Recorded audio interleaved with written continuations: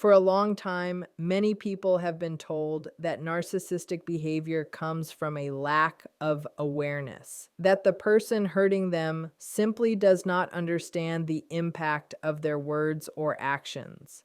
This explanation is often offered to soften the pain, to encourage patience, and to keep people trying a little longer. But there is a problem with that idea. It does not match lived reality. When we step back and look carefully at patterns rather than promises, at actions rather than apologies, a different truth begins to take shape. This conversation is not about labeling or diagnosing, it is about recognizing evidence. Evidence that appears in silence, in secrecy, in sudden personality shifts, and in the fear that arises when certain truths are spoken out loud. The question is not whether narcissists are capable of knowing their behavior is unacceptable. The question is why we have been encouraged to doubt what their own behavior has been proving all along. When abusive behavior appears only in private and disappears in public, it reveals awareness rather than ignorance. A person who truly does not understand that their actions are harmful would behave consistently across environments. Yet narcissistic individuals often show remarkable control over how they present themselves depending on the audience. In social settings, they can be composed, charming, articulate, and even generous. They know when to soften their tone, when to smile, and when to appear respectful. This ability to regulate behavior directly contradicts the idea that they are unaware of what is acceptable. It demonstrates that they understand social rules very well and selectively choose when to follow them. The abuse typically emerges in spaces where there are no witnesses or where the power imbalance is strongest. Partners, children, or close family members are targeted because these relationships feel safe to exploit. The same insults, intimidation, or contempt are rarely displayed toward people who could challenge them or expose them. This selective expression of cruelty is not accidental. It requires anticipation of consequences and an understanding of social judgment. If someone feared no repercussions, there would be no need to confine harmful behavior to private moments. Hiding abuse also involves careful narrative control. Narcissistic individuals often portray themselves publicly as calm, misunderstood, or even victimized. Meanwhile, the private experience of those close to them is filled with confusion, self-doubt, and emotional erosion. Maintaining two versions of reality requires cognitive effort. It requires knowing that one version would be unacceptable if revealed. This split is one of the strongest indicators of awareness because it shows intention to deceive rather than inability to understand. Another important element is how quickly behavior changes when an outsider appears. A raised voice suddenly softens, an insult turns into a joke, hostility becomes politeness. This immediate shift shows impulse control is possible. The argument that they cannot help themselves collapses when they demonstrate that they can help themselves whenever it benefits them. Control is not absent, it is selectively applied. Many survivors spend years explaining their pain, hoping clarity will create change. But the pattern of public restraint and private harm shows that explanation was never the missing piece. The behavior was already being managed when necessary. Recognizing this helps remove self-blame. It clarifies that the issue is not a lack of understanding, but a lack of concern for the impact on others. One of the clearest ways narcissistic awareness reveals itself is through the careful selection of who receives their worst behavior. They do not treat everyone the same. Instead, they target people who are emotionally invested, empathetic, or dependent in some way. These are individuals who are more likely to question themselves, offer second chances, or prioritize harmony over confrontation. This pattern alone signals knowledge. Harm is directed where it can be absorbed without immediate consequences. If narcissistic individuals truly believed their behavior was acceptable, there would be no need to choose specific people to unload it on. Yet they rarely demean strangers, authority figures, or those whose approval they need. Toward these people, they can appear respectful, engaging, and reasonable. This contrast shows that they understand social boundaries and power dynamics very well. They know who can push back and who is likely to stay silent. That awareness guides their behavior. The idea of a safe person is central here. A safe person is not someone who makes them feel secure in a healthy sense, but someone whose empathy can be exploited. These individuals often become emotional containers for rage, envy, or insecurity that the narcissist cannot tolerate within themselves.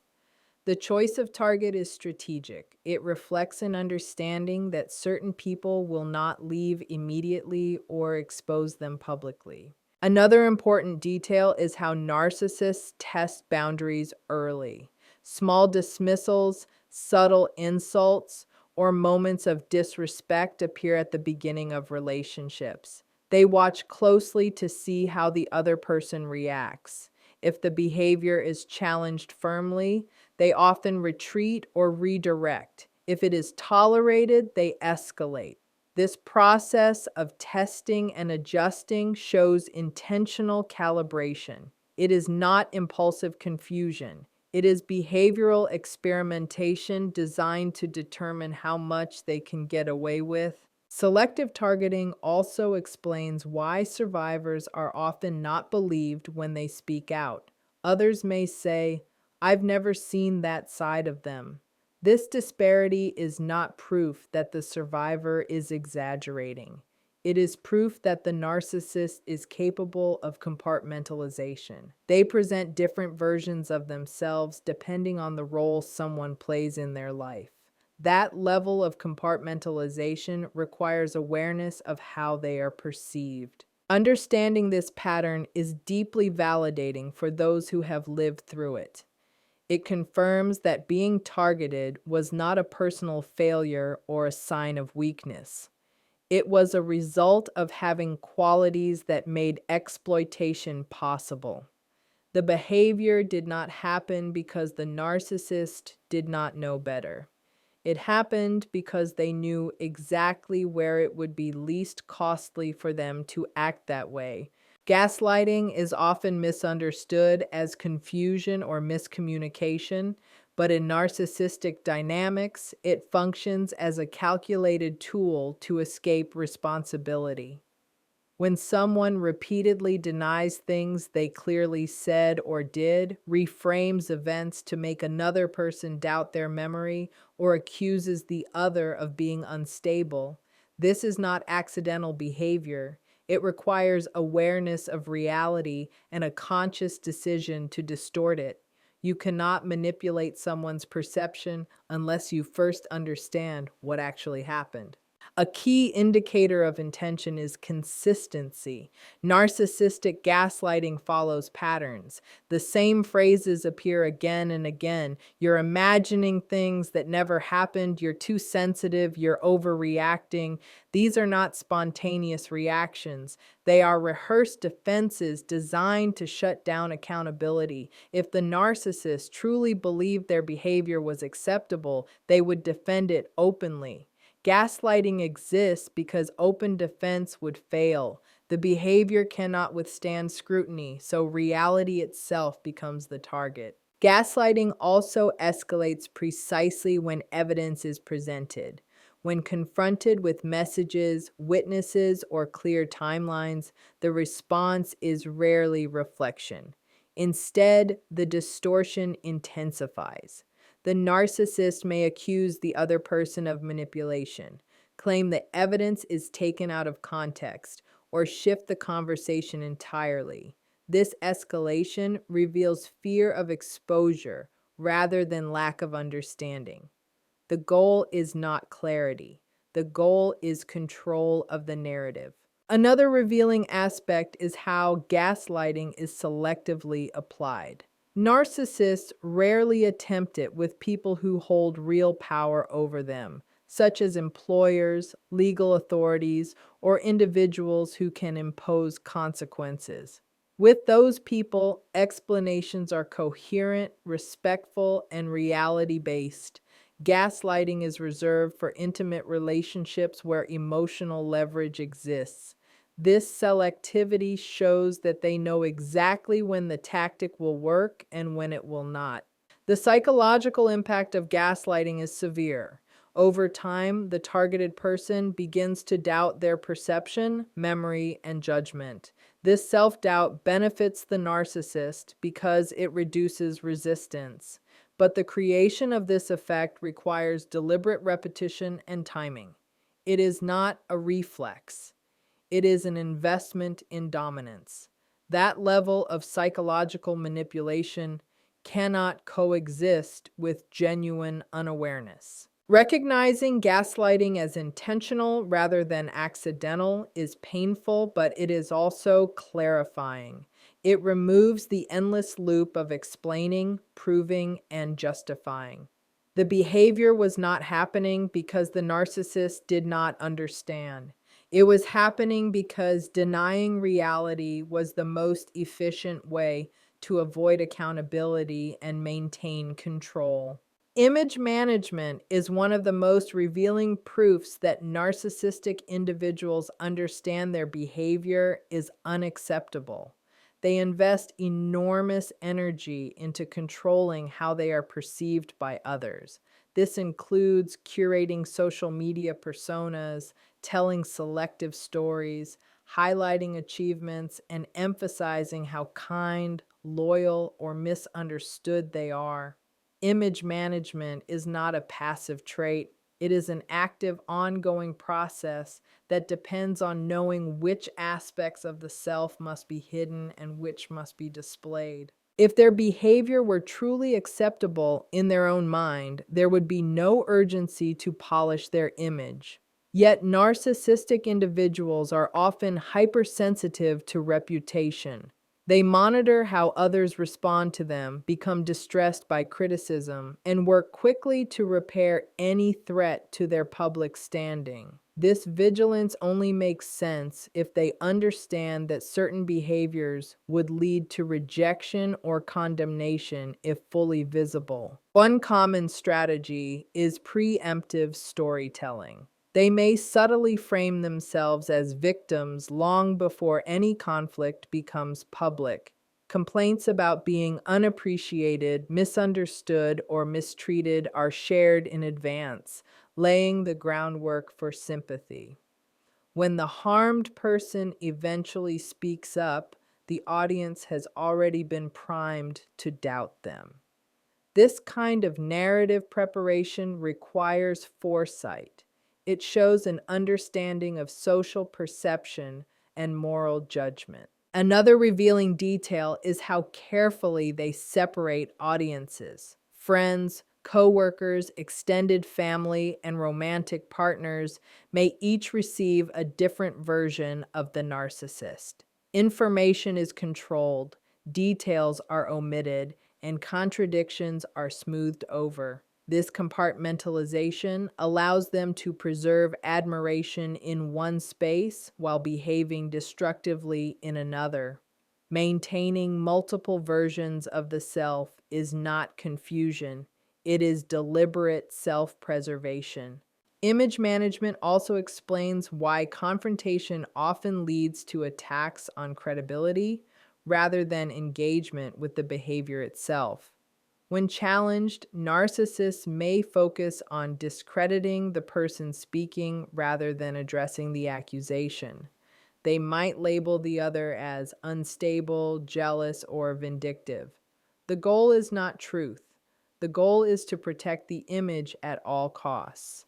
If the behavior were acceptable, the image would not need defending in this way. For those affected, understanding image management can be deeply validating. It explains why others may struggle to believe their experience and why the narcissist appears so different to the outside world. The contrast is not accidental. It exists because the narcissist knows which version would be rejected and which will be rewarded, and they choose accordingly. Narcissistic rage often erupts not in response to harm they have caused, but in response to being exposed. This distinction is crucial. When their behavior is calmly described, when patterns are named, or when evidence is presented, the reaction is rarely remorse. Instead, there is anger, contempt, threats, or sudden emotional volatility. This reaction is not about misunderstanding, it is about the collapse of control. Exposure threatens the carefully constructed identity they rely on. The narcissistic self is built around superiority, innocence, or victimhood. When someone points out contradictions between that image and their actions, it creates an intolerable psychological threat. Rage becomes the defense mechanism used to overpower the challenge. If they truly believed their behavior was acceptable, being questioned would not feel like an attack. The intensity of the response reveals that something unacceptable has been touched. The form rage takes is also telling. It is often disproportionate to the situation. A simple boundary or factual statement may trigger shouting, stonewalling, or character assassination. This overreaction is designed to silence the other person through fear or confusion.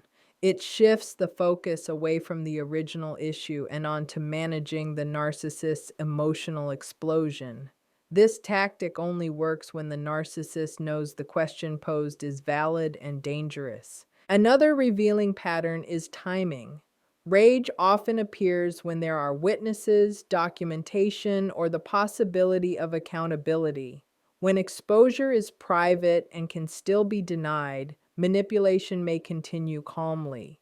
But when denial is no longer sufficient, rage surfaces. This progression shows awareness. It reflects a strategic escalation rather than loss of control. Rage also functions as a warning system. Over time, people close to the narcissist learn that certain topics are forbidden. They learn which truths will provoke retaliation. This conditioning keeps the narcissist protected from scrutiny. The existence of these emotional landmines indicates that both parties know there is something that must not be named. Silence is enforced because truth is threatening. For those who have experienced this, recognizing the role of rage is empowering. It reframes the reaction not as passion or emotional sensitivity, but as a defensive maneuver. The rage did not appear because the narcissist was misunderstood. It appeared because they were understood too clearly, and that clarity posed a risk to the image and control they work so hard to maintain. One of the strongest indicators that narcissistic individuals know their behavior is unacceptable is how they respond when real consequences appear. They rarely engage in genuine self-reflection or long-term change, but they often adjust their tactics. This distinction matters. A person who lacks awareness would continue behaving the same way, regardless of outcome. A person who understands the problem but prioritizes self-interest will adapt just enough to avoid loss. When faced with the possibility of abandonment, exposure, or reputational damage, narcissists may suddenly appear calmer, more attentive, or remorseful. Apologies may surface, promises may be made, and affection may temporarily increase. This shift can feel confusing and hopeful to those on the receiving end. But the key detail is that the core attitudes do not change. Empathy does not deepen. accountability does not become consistent. The behavior improves only while the threat remains active. This pattern shows strategic awareness. They recognize which behaviors lead to consequences and which behaviors restore access. If they truly did not understand that their actions were harmful or unacceptable, there would be no reason for this temporary adjustment. The change occurs not because of insight, but because of risk assessment. Once the risk fades, old patterns often return. Another revealing element is how narrowly the changes are applied. They may behave better with the person who can leave or expose them, while continuing the same behavior elsewhere. This selective modification shows calculation. They are not confused about right and wrong. They are focused on damage containment. The goal is not relational repair, but control preservation. Tactical change also explains why many survivors describe cycles of improvement followed by regression. Each cycle reinforces the false belief that progress is happening. In reality, what is happening is learning. The narcissist is learning which gestures pacify, which words delay consequences, and how little effort is required to reset the dynamic. This learning process itself is proof of awareness. Understanding this helps break the illusion of potential transformation. It shifts the focus away from waiting for lasting change and toward recognizing patterns. The narcissist did not suddenly gain awareness when consequences appeared. The awareness was already there. What changed was the level of risk. And when risk is the only motivator, behavior will always be conditional rather than genuine. When all of these patterns are seen together, a clear truth emerges. Narcissistic behavior is not driven by ignorance or emotional blindness, but by choice, strategy, and self-protection. The ability to behave appropriately in public, to target safe people, to distort reality through gaslighting, to manage image meticulously, to erupt in rage when exposed, and to alter tactics when consequences